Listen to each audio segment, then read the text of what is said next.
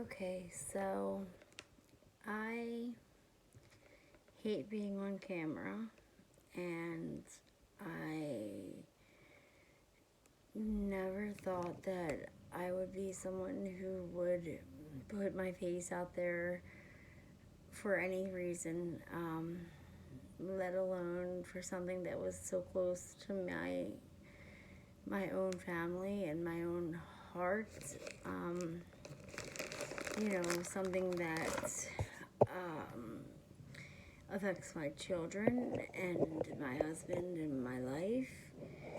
But today is the first day of 2021, and I told myself that I wasn't going to chicken out and that I would post, I guess, at least one of these stupid things just because it's been on my heart, it's been on my mind, and it's something that I've been living through for so long that I feel like I need to get it out there, for people who might also be living through it and not even realize that it's coming, or for people who are living through it and they do know it's what it is, and you know fighting that fight every day. More power to you. um, I think I probably would have chickened out today and never had done it, but I had an experience with my neighbor. It was like 5:30 in the morning, and she called, and she was hysterical. And my neighbor's like 60 years old, and she had never seemed like she had any kind of real issues before this, but she called me and she was crying hysterically and talking about the people in her room, the little girl with two heads, and could I come and get this little girl out of her room. Um, so I put on my robe and my jacket and my slippers, and I trekked down across the street to her house, and I came in, and she was hysterical, and I checked all the hiding places, and I told her that the little girl must have gone out when I came in, and I fed her and gave her something to drink, and then I rubbed her back and sat with her until she fell asleep. Um, this is a 60-year-old woman who's raised children and grandchildren. Um, I've never seen her out of control like that. I've never seen her have any kind of mental breakdown or anything of that sort. So I'm not sure what happened there, but it made me realize that I needed to go through with what I was doing or what I wanted to do. So, against my better judgment, I guess, and against all of not wanting to be on camera, I'm hoping to present some type of web series or YouTube series or Facebook. I don't even know. I don't even have that kind of information. I don't know where I would even post this to. But right now, it's just something that I need to get off of me. And so that's what I'm doing. Um, I guess my name is Kara, and I am 40 years old. I live on the East Coast in Maryland, and I'm married. We've been together 17 years, and married for going on 6 now. We have 3 children, uh, 2 girls and a boy. The boy's in the middle. Allison is 15. Ethan is 11, I think, and Isabella is 3. And she was a surprise, to say the least. Anyways, I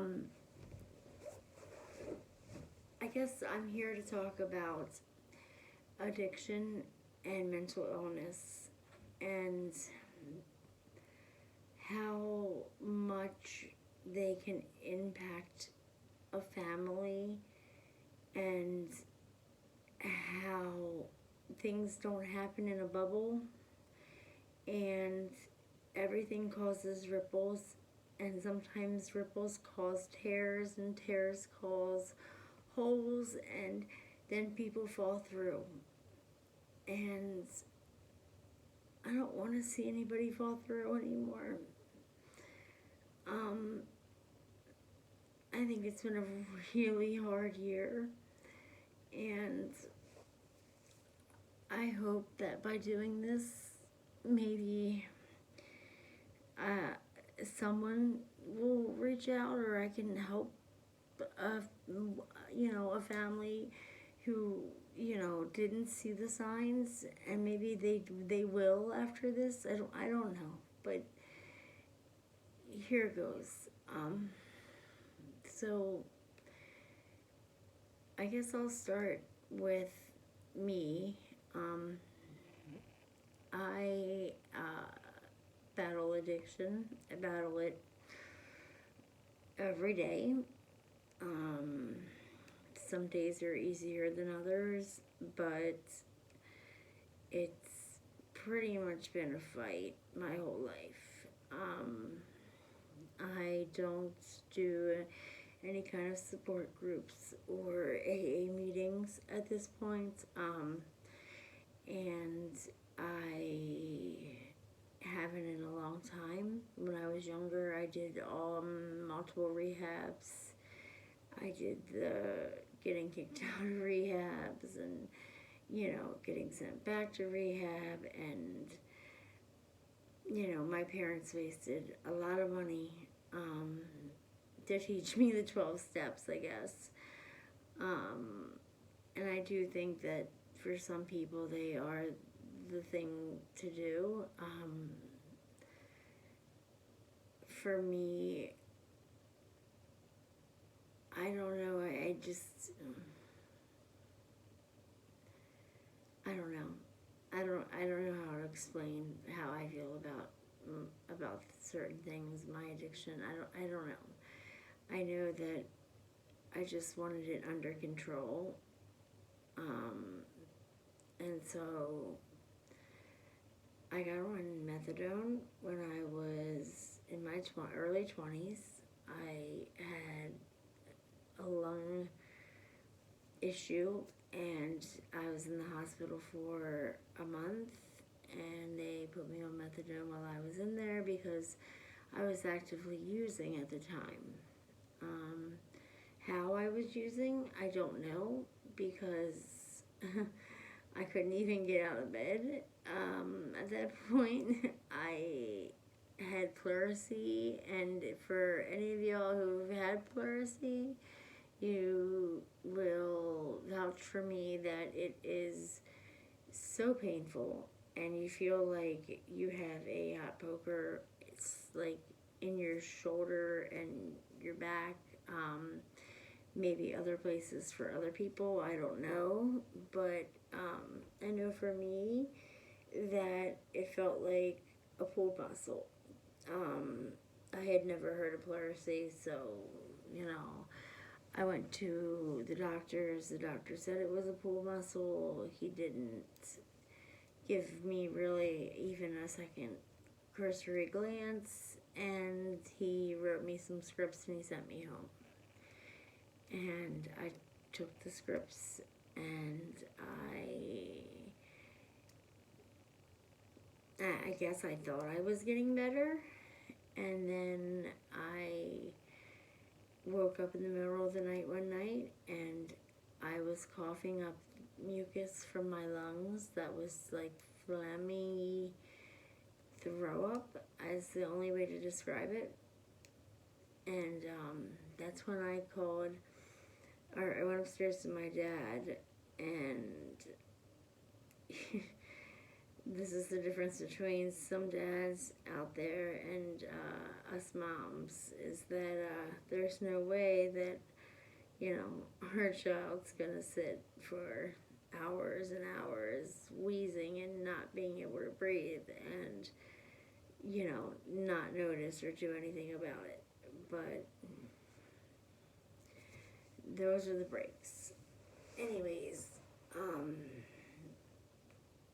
the day that I went into the hospital for my lungs, my brother, who is my only sibling, and he's younger by, I think, 19 months, the day that I went into the hospital was the day that he was actually released from the psychiatric unit of the hospital that morning.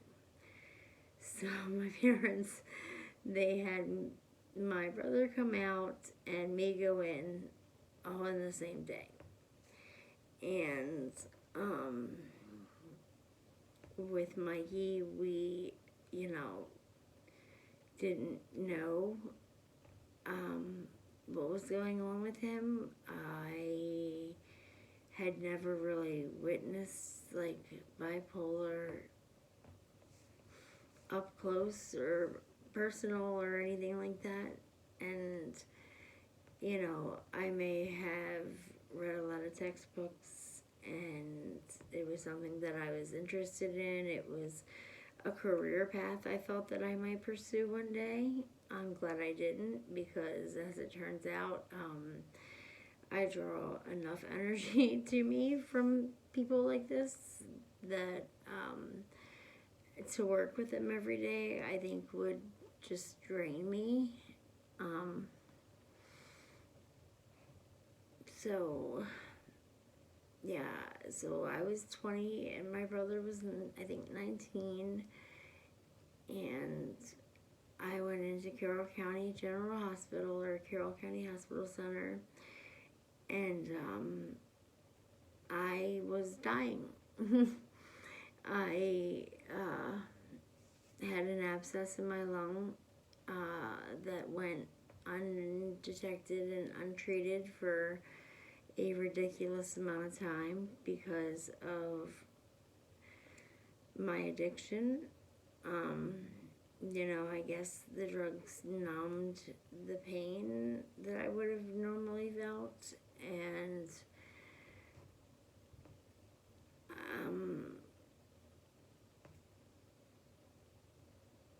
I don't know, it just, I lost my train of thought. Okay, so, the drugs numbed my, insides, and they numbed me, and they were a painkiller that was strong enough to mask what I was feeling, and so I didn't realize how sick I was until I got to the hospital. That's when it all really hit me, that I could die from this. And not only that, but, you know, my brother could die from his illness as well.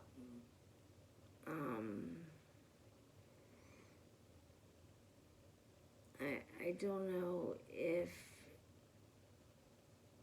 he would ever be willing to share his experiences, but I'm hoping one day he will. So I'm in the hospital, and my parents had separated when I was young, and my mom was in town because there was so much chaotic stuff going on.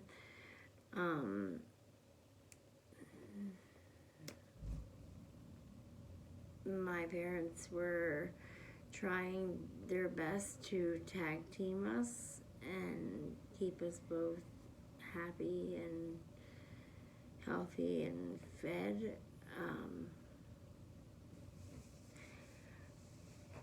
I lost my train of thought again, sorry.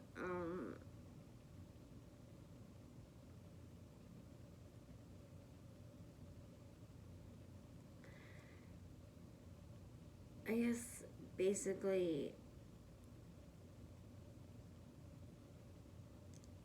I got so sick because I didn't want to be a burden on my parents. I didn't want to put that on them when they were already going through what they were going through with my brother. And what they were going through was something that I had never seen before. So I thought that I knew so much about mental illness. I thought that, I took Psych 101 in high school and Psych, abnormal Psych in high school, and then I took Psych 101 and Psych 102 in college and abnormal Psych in college, and I was selected to peer tutor, and, I knew who Carl Jung was and Freud, and I knew behavioral therapy and cognitive therapy and all of that kind of nonsense. And so, I really thought that I was on top of it, and that I would be able to fix anybody at any point in time if I so choose to take that career. But my addiction got in the way of that, but that's for a later date. However, I only knew enough to make me dangerous, I think. I guess that's what they always say. Just enough to be dangerous. Because if I had really known a damn thing about what was going on, then maybe we would have caught my brother sooner, and it wouldn't have progressed to the level that it did. We spent 10 years battling him and the courts and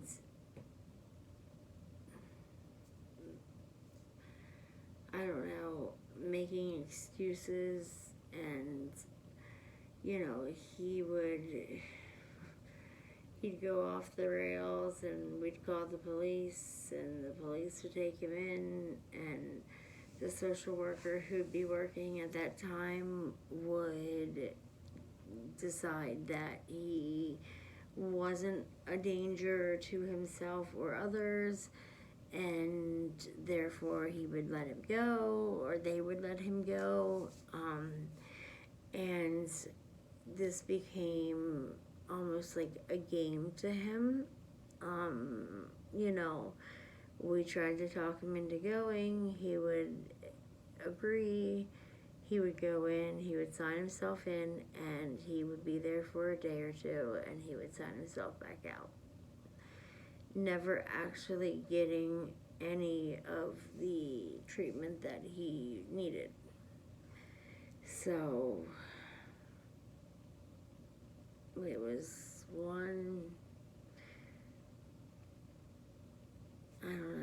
it was just one long nightmare. And I didn't see an end to it, not for a long time. And I'm gonna end it here for today. I didn't tell you about my neighbor, I know, but I will. I will try to do more